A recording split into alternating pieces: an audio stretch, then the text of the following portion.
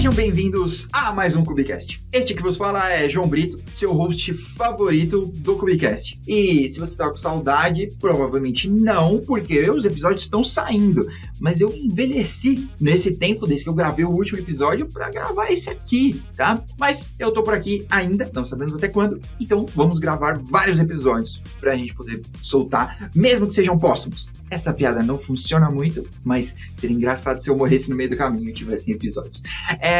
Tá bom, vamos alegrar um pouco mais esse papo, né? A gente passou essa metade do ano aí conversando sobre diversos pontos, como sempre, sobre Kubernetes, segurança e etc. E por uma sorte, o destino me fez conhecer o Daniel. Eu vou deixar ele se apresentar e a gente poder conversar um pouco sobre o Fargate, uma opção, um sabor de Kubernetes, não sei se a gente pode chamar disso, a gente vai descobrir daqui a pouco, mas primeiro, com vocês, Daniel Batubenga, eu espero ter acertado. Daniel, conta um pouquinho quem é você, Daniel. E aí, beleza, Brito, beleza, pessoal? Cá de Angola, para vocês, em direito no podcast do Brito, Daniel Batubenga. Então, Brito, Daniel Batubenga é um DevOps Engineer cá de Angola, né? Sou um DevOps Engineer, trabalho com AWS, Cloud AWS, e já faz algum tempo, né, que eu venho atuando aí para as empresas do Brasil. No início foi meio estranho, né, tipo, o pessoal lá não estava habituado com esse sotaque angolano, com esse sotaque meio estranho, como se alguém tivesse a cantar, então foi meio difícil, mas é isso aí, Daniel Batubenga é o DevOps Engineer. Muito bem, que da hora. Então, bom, vocês já sabem, essa era a principal surpresa, a Cubicast em terras internacionais, para vocês que pensaram que a gente não ia continuar expandindo. Então, olha só, chegamos até Angola. Muito legal saber que a gente tem colegas também nesses espaços aí, e muito bom te conhecer, Daniel. Então vamos bater um papo, Daniel, sobre o Fargate, que eu já falei mal dele, inclusive, em alguns outros episódios, tá? Mas hoje nós vamos falar bem. Hoje nós vamos falar das coisas que funcionam, tá? E aí a gente não conta outros detalhes, tá bom? Vamos começar, Daniel. Vamos começar. Para quem não conhece, o que é o Fargate? Ele é uma opção de Kubernetes? É o Kubernetes da AWS? Como você definiria, assim, o Fargate? Boa, Brito, pessoal. As pessoas às vezes confundem aí o Fargate com o Kubernetes, né? O Fargate é, na verdade, uma tecnologia serverless da AWS. Ela não tem nada a ver com o Kubernetes, não tem nada a ver com o Docker. É apenas uma maneira que a AWS encontrou para facilitar a implantação do Kubernetes.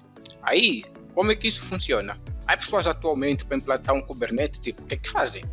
Tenho aí o meu cluster, eu monto um primeiro node, eu monto o segundo, monto o terceiro, tenho que configurar, tenho que tratar aí da instalação do Kubernetes em todos os clusters, depois cuidar do networking, para a comunicação de ambos. Já com o Fargate, por ser um serverless, a gente só fica se preocupando já com essa parte toda aí de onde é que fica o meu deployment, com essa parte toda aí do service, com essa parte toda do ingress. Então, o Fargate acaba sendo apenas uma tecnologia serverless da AWS que facilita muito lá na orquestração e implantação do Kubernetes. E é bem legal usar Fargate, principalmente porque, Brito, o Fargate acaba nos tirando. Cá em Angola nós falamos show, né? Tipo, nos tira do show. Isso é que acontece. Nos tira do show. Tira do show por quê? Porque a gente leva menos tempo para implantar um EKS, um Kubernetes no Fargate, do que em instâncias normais. E além de menos tempo para implantar, a gente acaba tendo mais facilidade no gerenciamento, mais facilidade para concentrar os nossos esforços, caso surja algum erro, caso a gente tenha que fazer um troubleshooting. Então, é show de bola usar Fargate, Brito. Tá bom. Eu sou um ávido guerreiro contra o serverless, tá bom? Então, vamos ter um embate aqui, né? Principalmente porque, na verdade, eu não gosto da palavra. O serverless, de verdade, eu acho que funciona. Acha que funciona? Uau! Eu acho que funciona, mas só que o nome é ruim. Eles deveriam abandonar esse nome de serverless. Mas, tudo bem, né? Eu entendo que a AWS é um pouco maior do que eu, né? E eles não prestam tanta atenção no Kubecast. Deveriam, mas não prestam. Mas tá bom. O Fargate, então, é um produto completamente, né, da AWS. para facilitar o deploy. Mas a minha primeira pergunta é quanto isso me prende a AWS? Porque normalmente é o primeiro pensamento das pessoas. Eu não quero vender minha alma pro Jefinho. Então, o que fazer para não ficar completamente preso? O quanto o Fargate tem de lock-in na prática? Na prática, o que fazer para não ficar preso ao Fargate primeiro? Brito, o Fargate, nós devemos encarar o Fargate como um servidor com um Kubernetes qualquer. A única diferença que a gente encontra aí é que a gente vê os nossos servidores onde estão, a gente consegue fazer um SSH no nosso servidor, e já no Fargate a gente não consegue fazer isso. A gente tem apenas essa parte para gerenciar o serviço e tudo o resto fica com responsabilidade da AWS.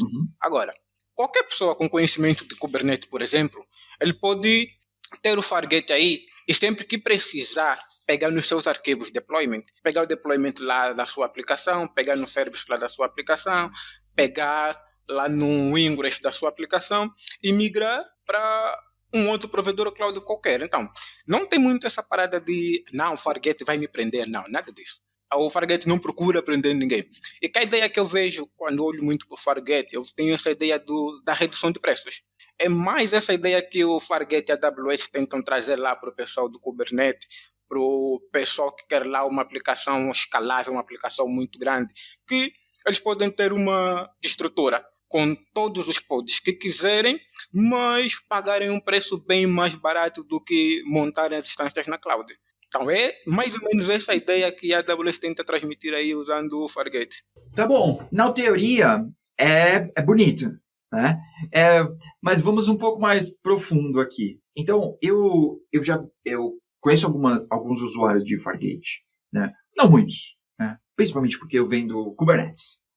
Mas, tirando essa parte, as pessoas que eu vejo utilizando de verdade o Fargate, ou estão num ambiente muito reduzido, desenvolvimento, sabe? Então a pessoa está começando muito ali, ela só quer fazer um deploy, ela não quer se preocupar ainda com Kubernetes, ou a pessoa está muito lá na frente, e aí ela coloca na verdade, coisas simples para rodar lá dentro. Então, por exemplo, o cara tem uma API, mas que ele quer muitas instâncias dela. Ou, por exemplo, tem um worker e que ele quer muito disso. E ele não quer cuidar de um cluster para ficar escalando tudo isso, então ele joga lá no Fargate, no ECS, por exemplo. Você tem algum cenário que seja mais diferente assim? Porque parece para mim que o Kubernetes Vanilla, vou chamar assim, ou EKS, GKE, qualquer um, é para coisas complexas. É quando você quer ser um pouco mais criativo na sua infraestrutura. E usar o serverless ou o serviço de Kubernetes das nuvens é para coisas simples quando você quer só escalar. Isso é verdade mesmo? Ou como é para você?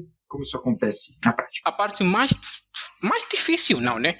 A que mais dá trabalho aqui, por exemplo, usando o Fargate do EKS, é essa parte do load balancing. Então, quando a gente for falar de load balance, aí de boa. Mas agora, nessa parte aqui dos nodes, cá, por exemplo, nessa ideia, o que a gente tem? A gente aqui usa um conjunto todo de 4 pods. 4 pods nessa fase da aplicação, porque lá mais para frente a gente vai aumentar mais alguns pods. Então, como é que a gente faz? Temos nossos pods rodando no Fargate da AWS e a gente tem outras instâncias rodando lá no EC2, isso só para reduzir os custos. E por que a gente faz isso? A gente acaba fazendo isso porque migrar tudo para o EKS pode parecer bonito, mas não é tão barato assim. A conta no final do mês pode sair muito cara. Então, a gente tem isso por trás e o que a gente ganha com isso? A gente acaba ganhando nessa questão toda quando a gente for, como é que chamam aquilo? Escalar nossa aplicação. Quando a gente for escalar nossa aplicação, o escalonamento da nossa aplicação acaba sendo bem mais rápida do que quando a gente usa instâncias normais, por exemplo. Não que instâncias normais a escalar a aplicação vai ser lenta, não. Mas a gente terá algumas variáveis que vão condicionar aí para escalar nossa aplicação em instâncias normais, por exemplo. A gente vai pensar aí coisas como, por exemplo, eu vou escalar a aplicação para mais 4 pods. Terei memória suficiente? Terei disco suficiente? Aí, já com Fargate, por exemplo, aqui, a gente acaba não se preocupando mais com esses detalhes. Mas um outro ponto muito fixe. Qual é esse ponto? É que, usando o Fargate, a gente acaba ganhando nessa questão da observabilidade. Já nessa questão da observabilidade, em vez de eu ter a minha observabilidade em várias camadas, que quer dizer o quê? Que eu ter que implantar observabilidade a nível distância, depois ter que implantar a nível lá dos pods do Kubernetes, depois ter que implantar lá a nível do meu Ingress para puxar as métricas e tracing. Já com o Fargate eu vou reduzir essa camada. Já não vou olhar para essa parte aí a nível de instâncias. Eu vou olhar simplesmente lá a nível dos pods, eu vou olhar lá a nível do meu Ingress. Então, são vários casos bem complexos que com o Fargate a gente acaba reduzindo bastante a complexidade e dando aí mais agilidade no trabalho e no dia a dia, Brito. Eu entendo, e apesar de não ser um usuário do Fargate, eu entendo como ele funciona e etc. Na sua opinião, você trabalha mais perto dos desenvolvedores hoje ou mais no seu mundo de infra? Cara, eu trabalho... Acho que eu trabalho com tudo. Não com tudo a nível de chegar lá e mexer com código, né? Mas é suporte lá para os desenvolvedores, arquitetura lá. Quando o pessoal lá quiser, por exemplo, implantar uma aplicação lá no Kubernetes, a gente tem que olhar sempre para a arquitetura, se será um microserviço baseado em eventos, a gente tem que olhar se será um CQRS. Então, infraestrutura, SRE e lá a parte de arquitetura. No meu mundo, no meu dia a dia, eu mexo com essas 3 variáveis. Legal. Então, sobre isso, você não acha que isso abre que essa liberdade completa, né? Assim como às vezes acontece no Kubernetes mesmo, mas que não ter controle, o Fargate permitir dessa forma tão simples, que você use simplesmente, só faça deploy e isso cresça. Você não acha que isso às vezes dá uma falsa impressão e no final do mês a conta pode sair mais cara ainda do que você ter um cluster que ele pode crescer até os limites do cluster? Sim. Mesmo que esse cluster possa escalar, mas ainda tem limites. O Fargate, em teoria, eu sei que tem limite, em algum momento vai ter o limite, mas em teoria não tem, né? Em teoria você pode, enquanto seu cartão de crédito aguentar. Então, Brito, olha, isso é uma parada boa e interessante, que eu fiquei, inclusive, o mês passado a estudar e achar alguma forma que a gente podia manter aí o controle de custos lá com o nosso Fargate. Então, a AWS ou qualquer outra cloud, acredito que a Azure também faz isso. Sempre que a gente for montar um Fargate, a gente tem vários modelos para montar. A gente tem, inclusive, o modelo do Computing Saving, que é o Saving Plans. O Saving Plan da cloud da AWS, o que é que vai nos permitir? A gente vai chegar lá e falar, por exemplo, eu quero um cluster Fargate, esse cluster Fargate terá 4 pods, terei um Ingress, e eu quero isso por um ano. Ok, por um ano o preço normal são $100, por exemplo. Já que eu vou estar dentro deste plano, eu reduzo o preço para $60. Boa. E a gente já tem uma forma de reduzir o preço. E depois tem uma outra parada boa legal que eu curto bastante, que é o pessoal lá de FinOps. Lá com o pessoal de FinOps, a gente acaba tendo várias métricas de várias maneiras, só que isso é bem mais profundo, bem mais complexo. Por quê? Porque quando a gente pega a nossa aplicação, Brito, e leva para o Fargate, a gente não leva uma aplicação qualquer. Quando eu digo uma aplicação qualquer, o que eu quero dizer? Quero dizer o seguinte. Não pode ser Java. Não, pode ser Java. Brincadeira. Pode ser Java, pode. Mas aí, o desenvolvedor tem que pensar no seguinte. Ok, a minha aplicação gera logs. Quais são os logs importantes que eu quero para a aplicação? Qual será o tempo de retenção dos meus logs? Porque só levar uma aplicação assim bruta para o Fargate, a conta sai cara. Mas aí, como um DevOps, como um SRE, eu vou migrar a aplicação para o Fargate, eu penso que a aplicação gera logs. Qual o tempo de retenção dos logs? No tempo de retenção dos logs deve ser de 1 hora, mas os logs importantes para a aplicação são aqueles. Boa. Eu já vou reduzir, de certa forma, significativamente o preço lá do Fargate. Quanto menos log eu armazenar, baixa o preço. Aí eu penso numa outra coisa. Ok, eu tenho meu código. Será que dá para refatorar o código e ficar mais leve ainda? Porque o Fargate é barato. Boa. Mas tem uma coisa aí que as pessoas devem levar em conta. Tu pagas pela CPU e pela memória RAM. Quando a tua aplicação for muito pesada, tipo, muito enxuta, mas você paga. Aí tu pensas, ok, eu tenho que refatorar o meu código. Até que nível refatoro o código? Tenho que deixar a aplicação mais leve possível. Aí eu toco nesse ponto também. Tocando nesse ponto, eu já começo, de certa forma, a reduzir os meus custos lá com o Fargate e também a melhorar a aplicação. Então, a gente tem aí esses pontos todos que nos ajudam, de certa forma, a controlar os custos e melhorar. Mas tem uma parada bem importante, que é o quê? A gente criar um budget de orçamento. Na AWS a gente chama isso, criar um budget. Uhum. Com esse budget, o que a gente faz? A gente define, por exemplo, para o meu Fargate eu quero gastar, por exemplo, $100 num mês. E sempre que eu tiver a 50% desse valor, acione aí para mim.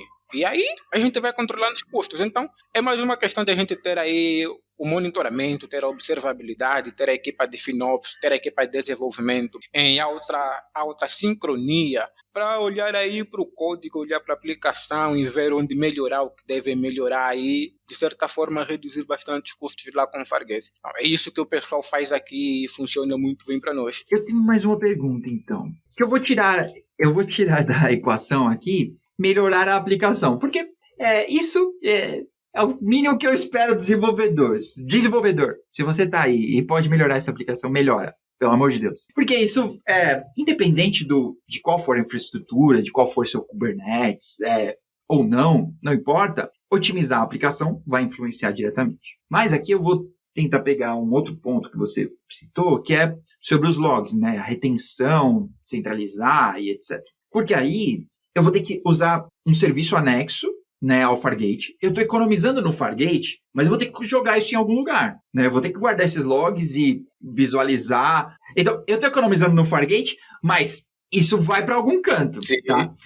Se eu sou responsável só pelo orçamento do Fargate, se eu fosse, eu seria um ótimo administrador, tiraria tudo de lá do Fargate, tá? E teria um Kubernetes quase de graça. Mas todas as outras ferramentas estão em algum outro lugar. Você não acha que que a conta não vai fechar no final das contas por eu usar serviços? Porque a AWS, assim como nenhuma outra empresa, né, viva o capitalismo, ela não vai entregar nada de graça. Ela não está deixando as coisas mais fáceis para mim só porque ela é legal. A AWS quer que eu use computação, é isso que ela vende. Então, ela deixa fácil porque ela quer que eu abrace, né, e leve ela para a lua. Tá bom. Dito isso, usar o Fargate e ficar fácil, né, de conectar com os outros produtos lá de Elasticsearch, etc., mandar meus logs e concentrar isso tudo, no final das contas, não daria na mesma, ou talvez me permitiria uma economia, eu rodar um único cluster e as ferramentas estarem dentro do meu cluster. Por exemplo, o log centralizado, etc. Tudo está lá dentro. Então, eu tenho minha aplicação, meus logs, monitoração, etc. E que, se algum dia eu quiser sair da AWS, se algum dia eu quiser sair da nuvem por completo, é muito mais simples, porque eu não preciso me preocupar com os serviços, né? Eu já tenho tudo criado lá dentro. Então, eu levo o Kubernetes todo para outro lugar. Eu acho que daria tudo na mesma, né? Por que acho que daria tudo na mesma? Porque primeiro que, imagina que tens aí o teu cluster no EC2 ou numa máquina virtual lá da Azure. Uhum. O coração do cluster estará aí, por exemplo, no Terraform. Tu vai usar o Terraform para provisionar. Nem vamos tocar no Terraform, vamos falar simplesmente do deployment. Você vai criar aí um arquivo YAML para o deployment lá da tua aplicação, vai criar um YAML para o service e vai criar um YAML para o teu Ingress. Então, queres sair da cloud? O essencial para ti seria apenas esses arquivos YAML. Sim. Você não vai precisar, de certa forma, pegar o EC2 todo e levar. Acho que ninguém faz isso. Então, você vai apenas instalar o cluster num outro local e depois pegar nesses arquivos YAML e ir executar num outro local. Uhum. Que funciona de boa. Ok. O mesmo vai acontecer com o Fargate. Eu terei meus arquivos YAML e sempre que eu precisar executar esses arquivos YAML no outro local, eu pego nos meus arquivos YAML, levo num outro local também. E qual é a sacada boa nisso? É que, diferente, por exemplo, lá do EC2, onde eu posso ter os meus arquivos YAML dentro da minha máquina, como lá no EC2 ou na máquina da Azure, no Fargate eu tenho o controle todo dos meus arquivos YAML a partir da minha máquina. Eu posso fazer, por exemplo, atualizar o contexto do meu Kubernetes para aceder lá ao EKS e implantar a aplicação e voltar a atualizar para aceder, por exemplo, o Kubernetes local e implantar a mesma aplicação, que dá no mesmo. O ponto não é deixar mais barato num todo, porque como falaste, tem essa questão toda do capitalismo, a AWS quer vender serviço, até aí tranquilo. Mas tem umas sacadas muito fixas que a gente usa para não deixar um serviço mais caro, principalmente quando a gente fala de cloud. Acho que a história é bem diferente quando a gente vai numa infraestrutura on-premise, que a gente tem o controle total. Com Fargate, por exemplo, o que a gente não pode cometer é o erro de montar, por exemplo, um Greylog ou um ELK dentro do Fargate. Porque eu vou otimizar a minha aplicação de boa. Eu vou aplicar aí um tempo de retenção de log para minha aplicação de boa. Mas eu não vou conseguir fazer isso com o ELK, já que com o ELK eu vou receber todos os logs, vou mostrar. Então, na parte da aplicação sai barato, mas com o ELK sai caro. Então, qual é a jogada? A jogada seria não implantar o ELK dentro do Fargate. Uhum. A gente deve usar essa jogada. Onde é que a gente vai implantar o ELK, por exemplo? É próprio usar o ELK, por exemplo, no EC2, manter o ELK longe do Fargate. Isso se a gente quiser manter essa sacada da redução de custo. Porque o ELK no Fargate, Brito, vai ser caro. Vai ser caro. Uhum. Muito. Colocar uma aplicação onde eu tenho um controle total, a retenção de logs, essa parada toda que os desenvolvedores fazem, aí a minha conta sai mais barata. Então, uma dica aí para quem vai usar o Fargate e quiser, por exemplo, ter uma estrutura para monitoramento, para observabilidade, boa, mano, tenha. Só não implante no Fargate, porque no final do mês a conta sai cara. Eu concordo com você. Então, o que eu estou entendendo, Daniel, é que a sua dica é para que a gente use o Fargate quase que exclusivamente para rodar as nossas aplicações. E esse ecossistema em volta, o LK que a gente estava falando aqui, etc., que a gente coloque em outro canto. Que o Fargate seja exclusivo para as minhas aplicações, que eu possa agredir alguns desenvolvedores para que eles melhorem a minha aplicação, eu economize ainda mais, mas que essas coisas anexas fiquem anexas em outro lugar que não seja o Fargate. É mais ou menos isso? Exato.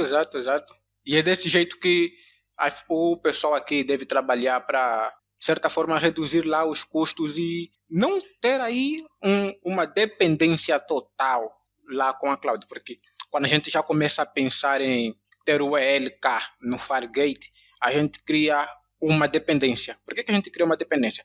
Porque como é que vai funcionar com o ELK? A gente vai pensar da seguinte forma. Ok, eu tenho o ELK no Fargate, eu não quero armazenar os logs lá dentro do Fargate.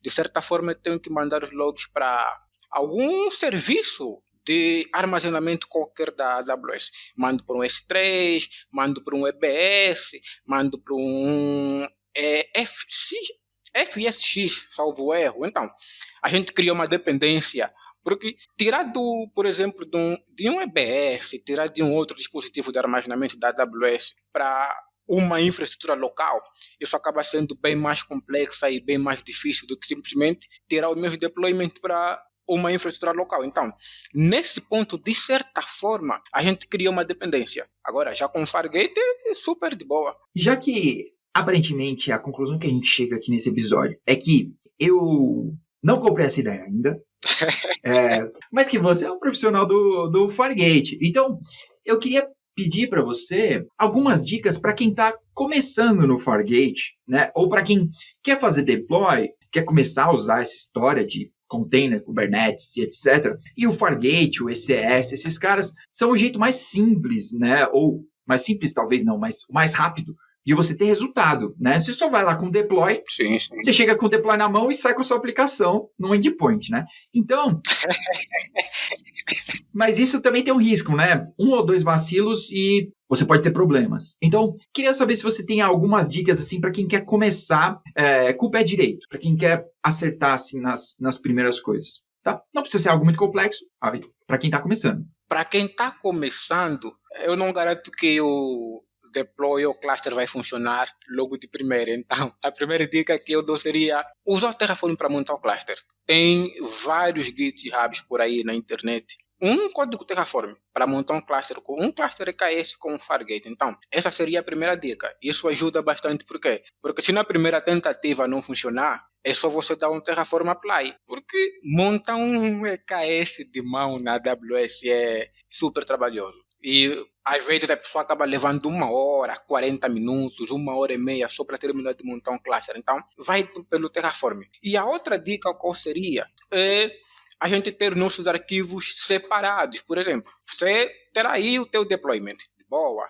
Tens um outro arquivo para o service. Tens o outro arquivo, por exemplo, para montar aí, como é que chamamos aquilo no Kubernetes? Aquela parada igual a autoscaling, para quando a minha aplicação atingir 80% e ir escalando, aí tu montas num outro arquivo. Isso acaba te ajudando também para caso dar problema. Tu já sabes, ok, deu problema no arquivo X e eu mexo simplesmente no arquivo X. Mas tem uma outra coisa que eu acrescento no final. Fargate, Kubernetes local, acaba não tendo muita diferença a nível de dificuldades. Por quê, Brito?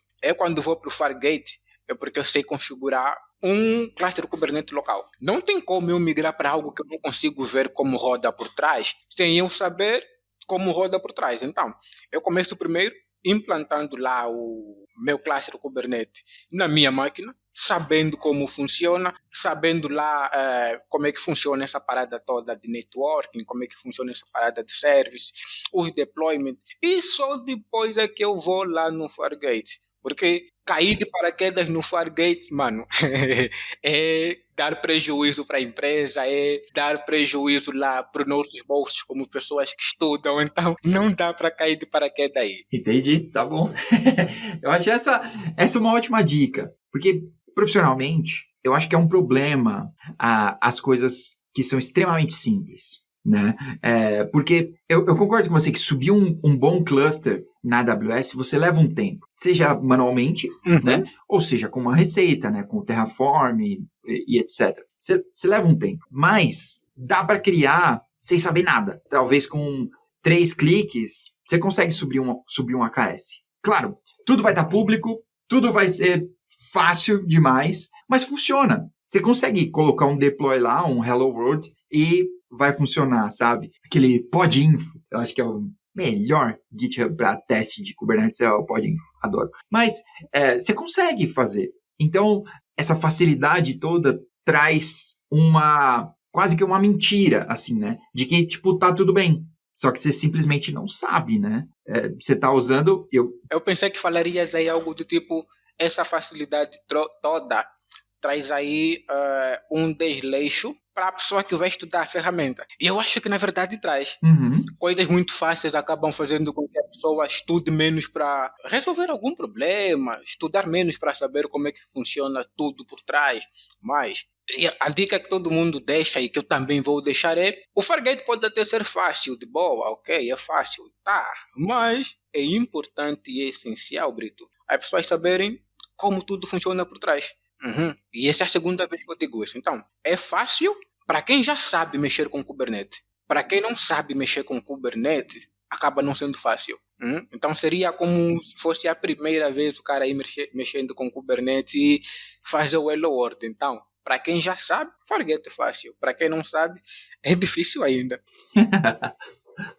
Boa. Eu tenho mais uma perguntinha sobre a sua visão sobre plataforma. Quanto o Fargate, né? Então, pensando que o Kubernetes Vanilla está num lado dessa nossa escala e uma plataforma completa, né? Que o desenvolvedor pudesse usar, né, simplesmente, tipo, pedir a aplicação dele, tá do outro lado. Onde que o Fargate está? Ele está mais próximo da plataforma ou ainda está muito próximo do Kubernetes, assim? Ele tem uma abstração, alguma coisa ali, mas está muito longe do que eu poderia, como DevOps, assim, ou como SRE, entregar para o meu time de dev e eles iam usar numa boa. Ele está mais próximo de plataforma ou de Kubernetes? Está mais próximo de Kubernetes ainda.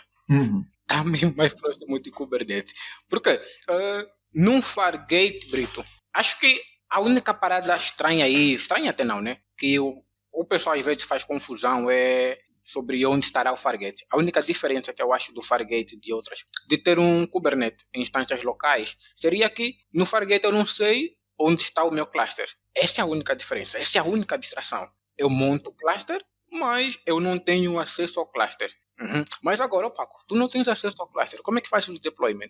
Pelo terminal, atualizando o contexto para aceder lá à minha região e o meu cluster e fazer o kubectl apply deployment. Só isso, então. Ainda está muito próximo do Kubernetes do que termos aí uma plataforma toda bonitinha, bem fácil, bem parametrizado. Então, acho que ainda falta muita coisa para termos o Fargate como uma plataforma. E seria bem legal, né? Seria bem legal se surgisse aí, por exemplo, uma plataforma para ajudar aí o pessoal, por exemplo, do Platform Engineer a terem o Kubernetes, em vez de se preocuparem, por exemplo, com um kubectl apply. É só chegar, arrastar e colar. Funciona de boa.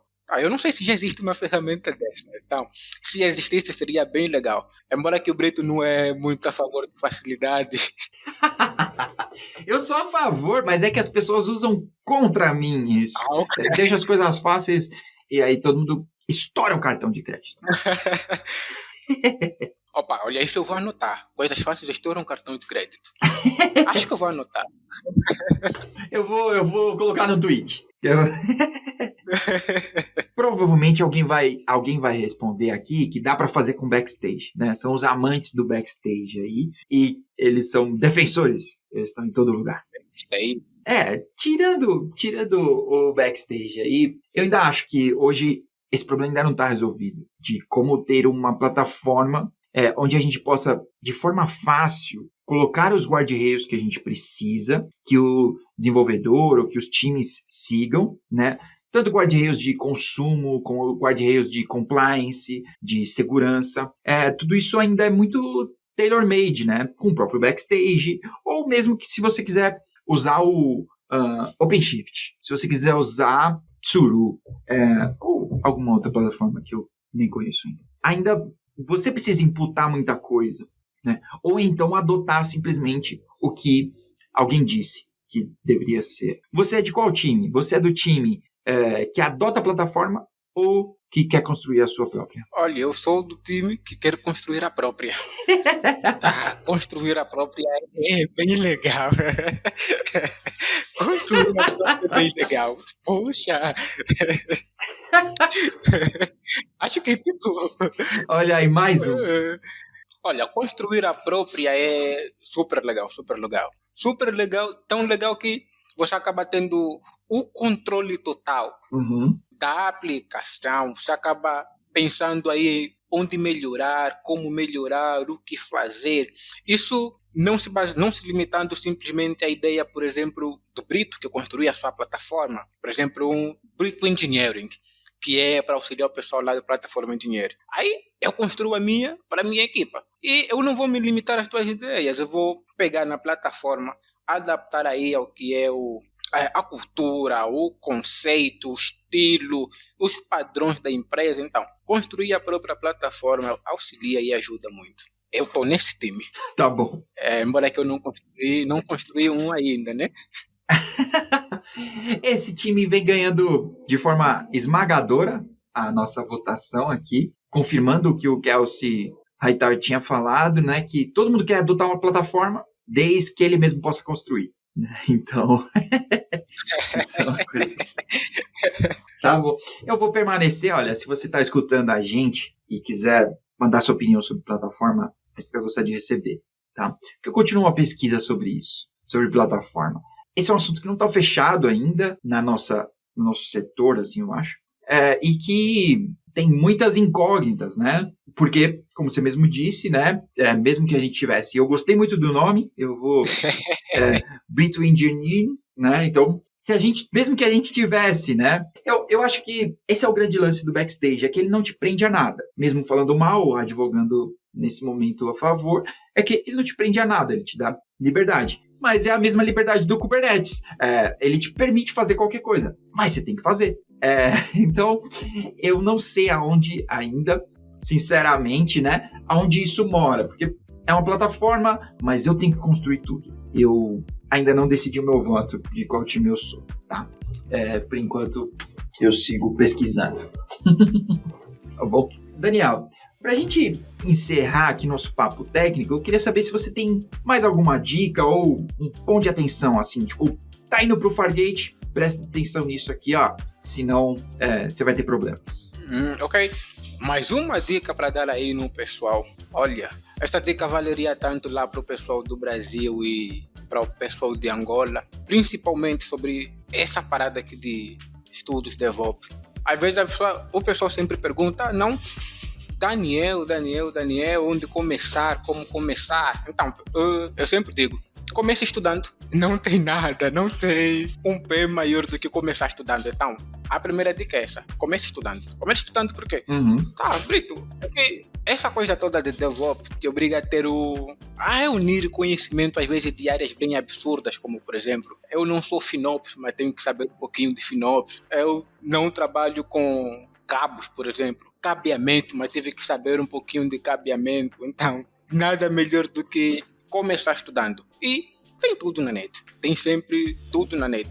Tem aqui o Cubecast, que o pessoal de Angola fala bastante.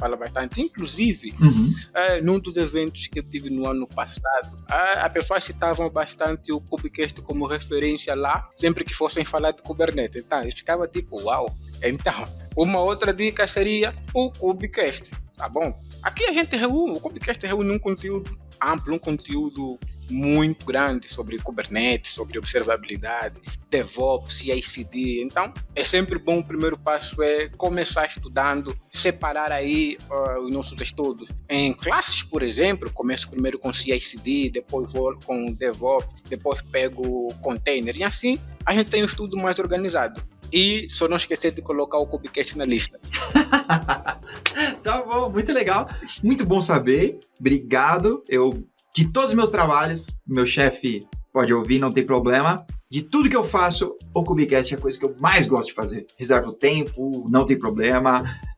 Pode ser de noite, pode ser de manhã. Não tem problema, eu gosto muito de fazer. E gosto principalmente de saber que tem alguém ouvindo do outro lado, né? E que funcionou de alguma forma para essas pessoas. Isso é muito legal. Muito obrigado. E eu queria, então, pra gente acabar de vez, uma dica, Daniel, tá bom? Uma recomendação. Que a gente tem em diversos episódios aí uma recomendação, mas uma recomendação qualquer, né? Que você quiser. A gente já recomendou de tudo aqui. Já teve gente recomendando vídeo de cabras no YouTube, até uma hamburgueria legal. Então, a gente tem todo tipo de pessoas aqui. Então, é a sua vez de deixar a sua recomendação aí pra galera poder se enturmar. Então, uma recomendação. Quando virem para Angola, não saiam sem comer fumboa. Essa é a recomendação. Como se escreve? Fumboa? É assim como fala? Deixa eu escrever aqui. Exatamente. Tá bom.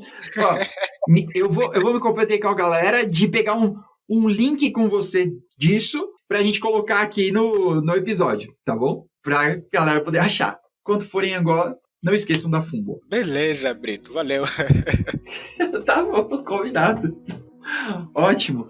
Daniel, eu queria te agradecer. Primeiro, muito obrigado pelo seu tempo, por vir compartilhar com a gente um pouco da sua trilha, do seu estudo, de como você tem feito aí, como tem funcionado o DevOps para você. E, para a gente terminar, você pode se despedir, pode deixar um recado aí para a galera. É seu momento. Então, um recado para a galera. Nunca parem de estudar, tá? Nunca parem de estudar. Esse é o recado que eu deixo. Tem um camba meu que sempre disse, investir em si, Brito, é o maior investimento que tu vai fazer, porque é aquele investimento que nunca se perde. E quando a gente fala de investimento que nunca se perde, a gente fala de continuar a estudar. Então, a galera que está aí ouvindo, assistindo o Cubecast, continuem assistindo, continuem estudando, que esse com certeza é o maior investimento das nossas vidas.